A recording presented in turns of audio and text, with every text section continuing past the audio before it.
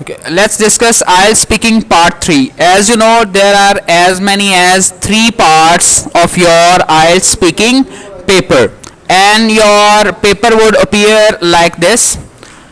For example, this is a sample paper for you. In this paper you have part 1, which consists of some question answers that are related to you and to your likes and dislikes, and there is part 2, it's called Q card, and we are going to discuss part 3.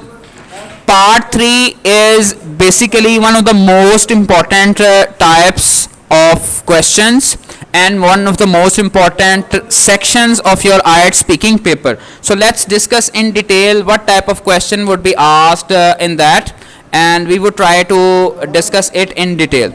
Okay, so first of all, you must keep in mind that it's really important that you must know the purpose of part 3, why they ask you these type of question. Number 2, what the examiner is looking for.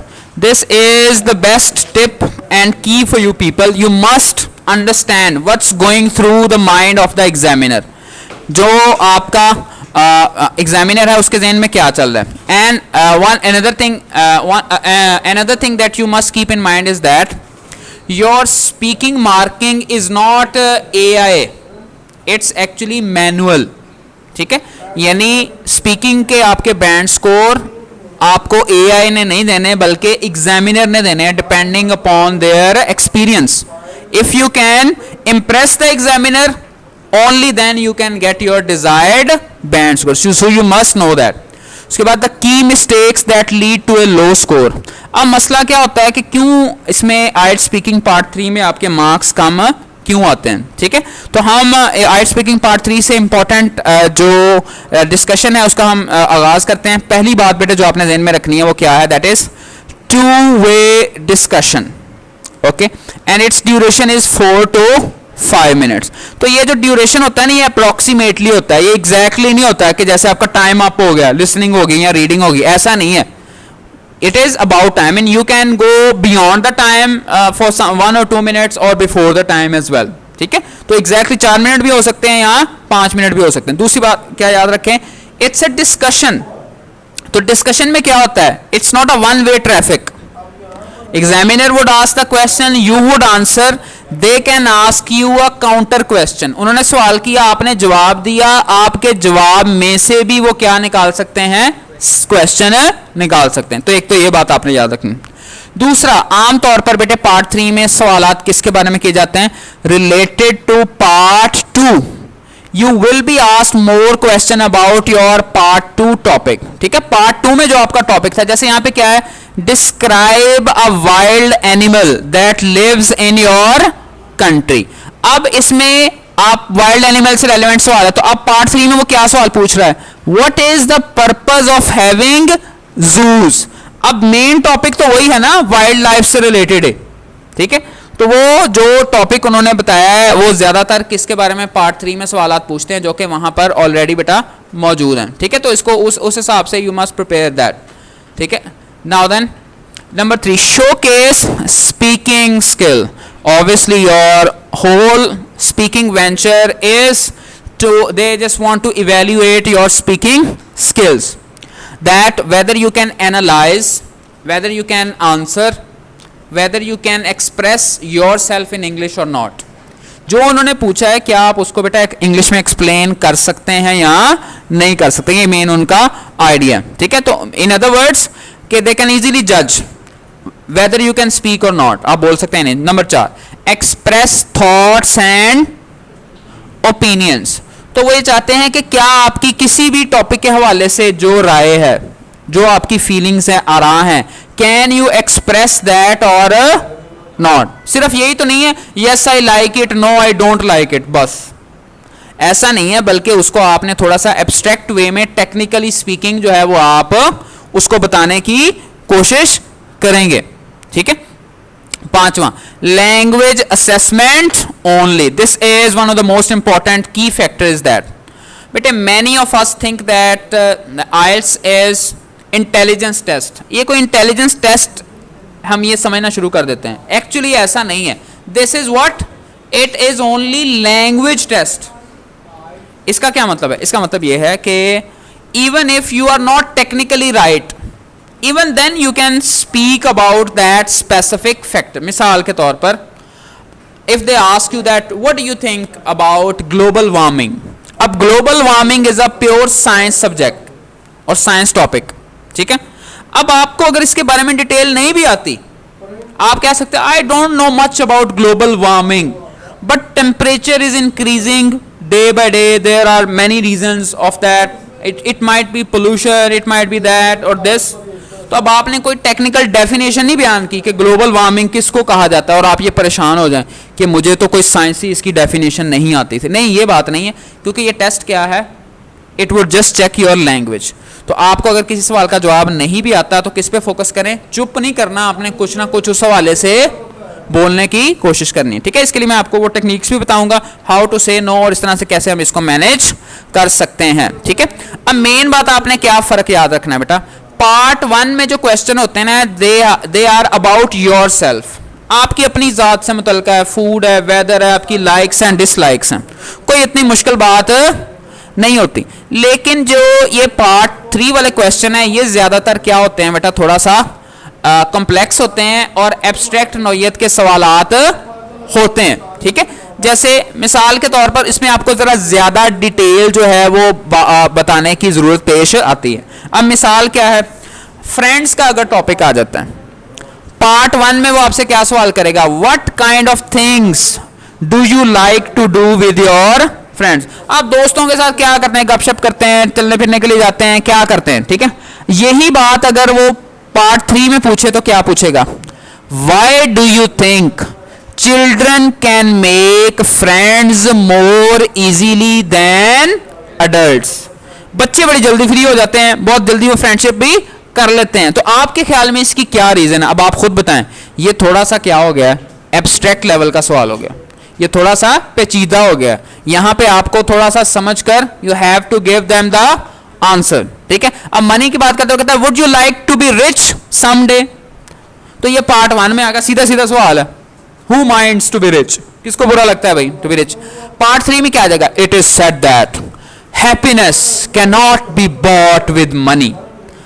पैसे से सब कुछ खरीदा जा सकता है लेकिन खुशी नहीं. तो आप क्या इससे एग्री करते हैं या नहीं करते? ये क्वेश्चन किस में आ सकता है, पार्ट 3 में. ये अब एब्स्ट्रैक्ट आ गया ना सवाल. इस तरह से ट्रेवल है, what's your favourite type of holiday. ये सीधा सीधा सवाल था, लेकिन पार्ट 3 में अगर ट्रेवलिंग वाला आता है तो क्या बनेगा, Do you think traveling to another country can change the way people think? आप जब किसी चीज को सिर्फ इंटरनेट पे या टीवी में देखा होता है तो और आपके ज़हन में बातें आती है, जब बंदा खुद जाके उसको विजिट कर लेता है तो फिर इंसान के नजरियात जो हैं वो चेंज हो जाते हैं, ठीक है. मसलन अगर कोई BBC या कोई वैसे चैनल पे देखता रहता है, वो कहेगा आपका जो है पाकिस्तान पता नहीं किस किस्म की कंट्री है, ठीक है. जब तक आप 1 to 1 किसी के साथ इंटरेक्ट नहीं करते तो आपको वो चेंज नहीं आता. तो यहाँ पे आप बात समझ रहे हैं कि पार्ट 1 में सीधा सीधा सवाल होता है टॉपिक के हवाले से, और इसमें थोड़ा सा पेचीदा होता है, कॉम्प्लेक्स होता है, ठीक है. तो अब इसमें लेवल ऑफ डिफिकल्टी जो है वो आपने क्या देखना है, expect some of the question to be challenging. बेटे बाज बंदों को उन्होंने 9 बैंड भी देने होते हैं, 8.5 बैंड भी देने होते हैं, 8 भी, तो वो जरा चेक करना चाहते हैं कि आपको किस तरह से आप मुश्किल को टैकल करते हैं, ठीक है. बहुत हाई लेवल के सवाल भी पूछ लेते हैं. The purpose of this final part of speaking test is to push you to the limit of your ability. कितने पानी में फुल, वो आपसे ये जांचना चाहेंगे कि इस बंदे को 9 बैंड देने चाहिए, 8 बैंड देने चाहिए. तो और आप ये बात याद रखें कि बैंड स्कोर उसने कब देना है, एंड पे ही देना है ना. तो पार्ट 3 इज वेरी इंपॉर्टेंट.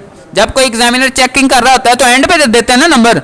तो आपके स्पीकिंग के पेपर भी उसने इसके मार्क्स भी कहाँ पे देने हैं, एंड पे देने. तो वो ओवरऑल जजमेंट आपकी कर रहा है कि इस बंदे के ओवरऑल कितने बैंड स्कोर आने चाहिए, ठीक है. So the examiner needs to do this in order to accurately assess the full extent of your English skill. So you won't be expected to give a long talk in answer to each question. तो ये नहीं है कि आप बहुत lengthy जवाब देना, आप मैक्सिमम जो है 5 सेंटेंस का जवाब दें. तो हमने पार्ट 1 में क्या कहा था, कम से कम 3 का, और इसमें आप क्या करें, कम से कम 5 का, ठीक है. तो इसमें आप कैसे इसको एक्सटेंड कर सकते हैं बेटे, you can explain that, explanations बताएं, एंड एग्जाम्पल्स, और मिसालें बताएं। कुछ ज़हन में नहीं आ रहा तो ask your self why I like this, ठीक है, why I don't like this, reason को आपने तलाश करना है। दूसरा, एग्जाम्पल दे दें, कोई पर्सनल लाइफ से दे दें या कोई साइंटिफिक एग्जाम्पल दी जा सकती है। तो ये दो बातें आपने याद रखनी है, ठीक है।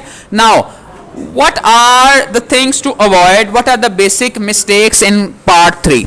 अक्सर बच्चे जो बहुत ज्यादा मिस्टेक जिसकी वजह से उनके लो बैंड स्कोर आते हैं वो क्या है, उनको हम जान लें ताकि आप लोग ये वाली मिस्टेक्स को ना दोहराएं। पहली बात, their answers are too short. मसलन उसने पूछा do you think happiness can not be bought by money, ठीक है, आपके ख्याल में पैसे से खुशी खरीदी नहीं जा, आप कहें yes I think that happiness can not be bought by money, ठीक है, so thank you very much. तो ये नहीं होगा, you must answer the questions, you have to explain, you have to give them the reason, you have to give them even the example as well, ठीक है।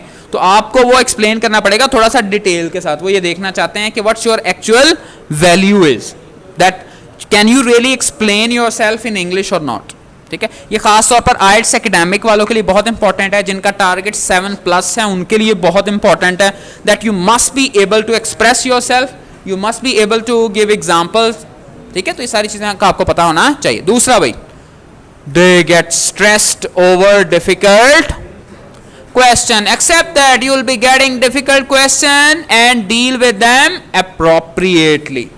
भाई मुश्किल सवाल तो बीच में आएंगे पार्ट 3 में, ये नहीं होने लगा कि हर सवाल ही आपको आता हो। अब आप पूछ सकते हैं, हाँ जी क्यू कार्ड में, क्यू कार्ड पहला तो प्रायोरिटी उनकी यही है, स्टार्ट उन्होंने वहां से ही करना है, लेकिन उसके अलावा भी पूछ सकते हैं, यही नहीं कि उन्होंने पार्ट 2 वाले पूछना है, उसके अलावा भी आप पूछ सकते हैं। 4 to 5 मिनट्स, ठीक है, 4 to 5 मिनट्स आर इनफ। पूरी देग खानी जरूरी तो नहीं ना होती, वो जब आपने 1-2 सवालों के जवाब देने पता वैसे ही लग जाना है, ग्रामर क्या है, स्पेलिंग क्या है, इस बंदे को क्या आता है, यहाँ पहले ही उसने बता दिया। This is not a intelligence test, ज्यादा सवाल नहीं करने पड़ते। लैंग्वेज टेस्ट, तो लैंग्वेज तो वैसे पता लग जाता है कि इस बंदे का सेंटेंस स्ट्रक्चर जो है वो क्या है, इसकी फ्लुएंसी कैसी है, इस बंदे की प्रोनाउंसिएशन कैसी है, इसका थॉट प्रोसेस क्या है, रेलिवेंट जवाब हैं या रेलिवेंट जवाब नहीं है, ठीक है। तो अभी हम इसको आगे डिटेल में देखते हैं। अगर बहुत ज्यादा मुश्किल सवाल आ जाए तो इस पर अलग लेक्चर भी है, हम उसको भी देखेंगे, यहाँ पर भी कुछ चीजों को हम देख लेते हैं, ठीक है। उसके बाद है they don't listen carefully to the question. अब बहुत बड़ी मिस्टेक क्या होती है, सवाल हम समझते ही नहीं है, सवाल समझे बगैर ही जवाब देना शुरू कर देते हैं, इस वजह से भी हम लोग प्रॉपर उसमें मार्क्स हासिल नहीं कर पाते, ठीक है। दूसरा क्या है, they don't fully understand the question. जब सवाल सुना ही नहीं है पूरा तो आपने फिर उसको अंडरस्टैंड क्या करना है, ठीक है। तो आपने बस क्या करना है, अगर आपको बेटा कुछ चीजों की समझ नहीं आती तो ये गोल्डन चीजें आप याद रखें। What most candidates don't know is that you are allowed to ask 1 or 2 questions during IELTS speaking part 3, कि आपके पास भाई ऑप्शन मौजूद है कि आप 2-3 दफा पूछ सकें, ठीक है। क्या कर सकते हैं आप, 3 चीजें आप कह सकते हैं, can you repeat the question please. हालांकि आपको सवाल की समझ लग गई थी पर लगे ही बड़ा औखा, समझ ही नहीं लगी कि ये क्या है, तो आपने कैसे अपनी जान छुड़ाई, आप कह सकते हैं can you repeat the question please. उतनी देर में कुछ ना कुछ आप सोच लें। दूसरा, can you explain what you mean, क्या आप इसको थोड़ा सा एक्सप्लेन कर देंगे कि मैंने गल दी सही तरह समझ नहीं लगी, ये जिसको मैंने कहा था कैन यू रीफ्रेज इट। आप ये अगर कोई बीच में मुश्किल लफ्ज है, जैसे वो आ जाता है ना, what do you think about consumer society, अब आप कह सकते हैं can you explain the word consumer society please. यानी अगर उसमें कोई लफ्ज मुश्किल लगा है तो आप क्या करें, उस लफ्ज के बारे में पूछ लें कि ये जरा ये मसलन ग्लोबल वार्मिंग ही है, तो can you please explain what is global warming a bit. तो 1-2 दफा ऐसा हो सकता है, ठीक है, हमेशा ऐसा नहीं होगा, ठीक है। तो आपने ये बात याद रखनी है कि इससे आपके वो मार्क्स पे कोई फर्क इस तरह से नहीं पड़ेगा अगर आप एक आधा जो है वो काम ये करने की कोशिश करते हैं, ठीक है। तो अब वो आपसे बेटे किस टाइप के क्वेश्चन जो है वो किए जाते हैं, किसमें, IELTS स्पीकिंग पार्ट 3 में, ठीक है। उसमें फर्स्ट जो टाइप ऑफ क्वेश्चन वो क्या है, ओपिनियन है, आपसे आपकी राय पूछते हैं किसी चीज के बारे में। दूसरा, हाइपोथेटिकल, कोई फर्जी सवाल पूछ सकते हैं। कंपेयर एंड कंट्रास्ट, किस चीज का कंपैरिजन कर सकते हैं, किस चीज में कोई चेंज आ गई है वो पूछ सकते हैं। फ्यूचर के किस चीज के बारे में पूछ सकते हैं, या उसके बेनिफिट्स के बारे में। अब हम एक एक करके इसका एक एक सवाल देखते हैं ताकि आप अच्छी तरीके से बेटे आपको ये 6 की 6 चीजें जो है वो समझ आ जाए। अब आपने इन पे फोकस करना है। मसलन ओपिनियन क्वेश्चन क्या है, वो आपसे पूछता है, राय देनी है आपने। Do you think people in your country are less healthy than they used to be? जितनी पहले, जैसे कहते नहीं पुराने लोग, ओ सेहता नहीं रही हैं जो पहले हुआ करती थी। तो अब आपके बारे आपने ये सवाल कौन सा है, ओपिनियन। क्या है, ओपिनियन। ये मैं बेटे आपको शेयर कर दूंगा प्रेजेंटेशन, या आपने खुद इसको डिटेल में इसका आंसर पढ़ना है, ठीक है। एक तो ये इस तरह के सवाल आ सकते हैं। और इन सवालों में आप क्या कह सकते हैं, अपना ओपिनियन बताने के लिए आप कहेंगे in my experience, as far as I am concerned, जहां तक मेरा ताल्लुक है। स्पीकिंग फॉर माई सेल्फ, अगर मैं अपनी बात करूं तो आई वुड से दैट। ये सारे लफ्ज नहीं कहने, कोई एक दो आप याद कर लें, ठीक है। कई मासूम बच्चे ये सारे ना याद कर जाएं, वो आप इकट्ठे सिर्फ यही कहते हैं, in my experience, to my way of thinking, I believe that, in my view, if you ask me. वो कह के कहना क्या चाहते हो तुम तो लेकिन उसको को बात समझ में नहीं आएगी। तो ओपिनियन बताने के लिए ये बेटे कुछ फिक्रें हैं 7-8, आपको जो इनमें से पसंद आए एक दो वो आप क्या कर लें, सेलेक्ट कर लें, ठीक है।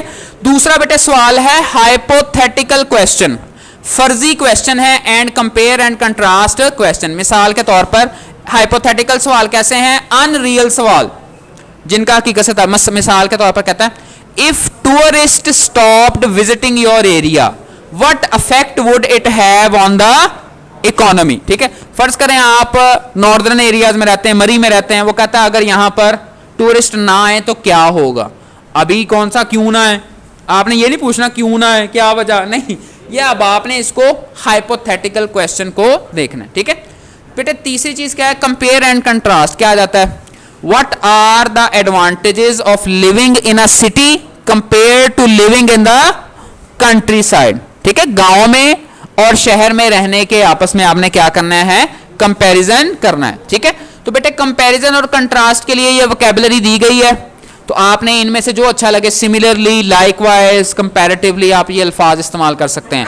अगर आपने ऑपोजिट बात करनी है तो आप ये कर सकते हैं, कंट्रास्ट, कन्वर्सली, नेवरदलेस, ये वाले वर्ड्स बेटे आप यूज कर सकते हैं, ठीक है। तो आपने इनमें से जो अच्छे लगे वर्ड्स कंपेयर कंट्रास्ट के लिए इसको हम देख सकते हैं। अब एंड वाले 3 जो रहते हैं, चेंज क्वेश्चन। चेंज क्वेश्चन कोई वो एक टॉपिक लेंगे, उसके बारे में क्या पूछेंगे, how has education changed since your parents were children. भाई आपके माँ बाप के दौर में क्या था तालीम का हाल और अब आपके दौर में क्या है, ठीक है। तो क्या चेंज आ चुकी है, ठीक है। तो ये चेंज वाले सवालात भी इससे रेलेवेंट है।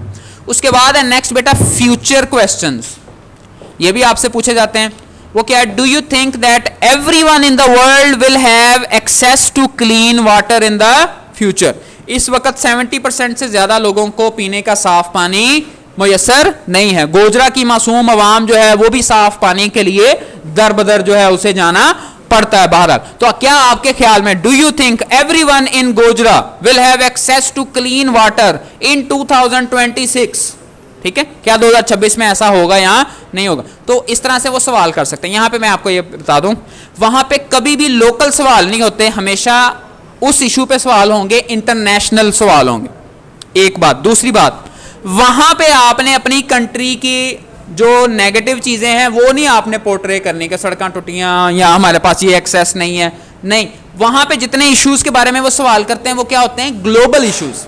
मतलब ट्रैफिक जैम है तो इट्स अ यूनिवर्सल इशू, कोई इधर ही अकेली जैम नहीं होती, पूरी दुनिया में हर जगह पे ये ट्रैफिक का इशू होता है। पोल्यूशन का इशू है तो ये सिर्फ हमारे यहाँ ही नहीं है, ये दुनिया का एक बहुत बड़ा इशू है, ठीक है। तो इस तरह से बेटे वो फ्यूचर क्वेश्चन कर सकते हैं। इसके पॉसिबल आंसर जो है वो मैंने साथ दिए हैं। आखिरी आज की जो क्वेश्चंस हैं वो क्या है, बेनिफिट क्वेश्चन। वो आपसे किसी भी चीज के फवायद के बारे में पूछ लेता है। What do you think are the benefits of hobbies, what do you think are the benefits of planting trees. कोई भी टॉपिक देके वो आपको ये सारी चीजें बता सकता है। So these are the 6 types of question that you must focus. They can ask you any type of question. So by learning all these question and answers, you can easily answer these types of question. ठीक है। तो अब आप इनमें different words जो हैं वो आप उनको add कर सकते हैं। ठीक है, और उसके ज़रिए आप अब चाहें तो अपने जो जवाब हैं उसमें ये सीक्वेंस लाजमी अपनाएं, ठीक है। इस सीक्वेंस से क्या मुराद है, आप ये लफ्ज़ फर्स्ट, सेकेंड, फाइनली जब आपने एंड पे बात करना है, देन, तब, नेक्स्ट, फर्दर मोर, मजीद, इन एडिशन, मजीद, लाइकवाइज, इसी तरह। तो ये वाले वर्ड्स बेटे आप यूज करेंगे तो that they can give you a specific sort of things that can really help you to prepare for IELTS speaking question, ठीक है। तो आपने ये कोशिश करनी है कि ये 6 टाइप्स के आपको जो क्वेश्चंस हैं वो आ जाएं, ठीक है। तो इसमें अगर आप चाहें तो बेटे अपनी तरफ से क्या एग्जाम्पल्स भी दे सकते हैं, ठीक है। तो एग्जाम्पल देने के 2 तरीके मैं आपको डिटेल में बताऊंगा। एक तरीका है आपके पर्सनल एक्सपीरियंस से, दूसरा तरीका है साइंटिफिक कोई भी रिसर्च के जरिए से, ठीक है। आप दोनों तरह से एग्जाम्पल्स दे सकते हैं कि मिसाल के तौर पर आपको अगर उसने ये बताया, how do you think children can be encourage to read more, तो आप इसके बारे में कुछ चीजें बताने के बाद क्या कर सकते हैं, my own younger brother had no interest in reading, ठीक है। तो अब आप उसने कैसे पढ़ना शुरू किया, आप उसकी मिसाल दे दो, ये भी ठीक है, ठीक है। या दूसरा आप कह लो कि a well known university in California they researched on the topic on the topic of those children who were encouraged to read. The statistics showed that they showed great progress. अब किसी ने नहीं पूछना किस यूनिवर्सिटी में research हुई थी, कहाँ पे ये पता चला, कहाँ पे ये नतीजा निकला, तो हम मिसाल दे सकते हैं। तो मिसाल के जरिए से आप इन चीज़ों को एक्सप्लेन कर सकते। So that's all about IELTS speaking part 3.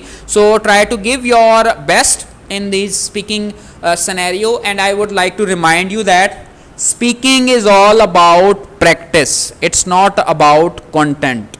So try to speak as much as you can, try to speak to each other. You can record yourself, you must have audio recording as well. So thank you very much. Assalamu alaikum.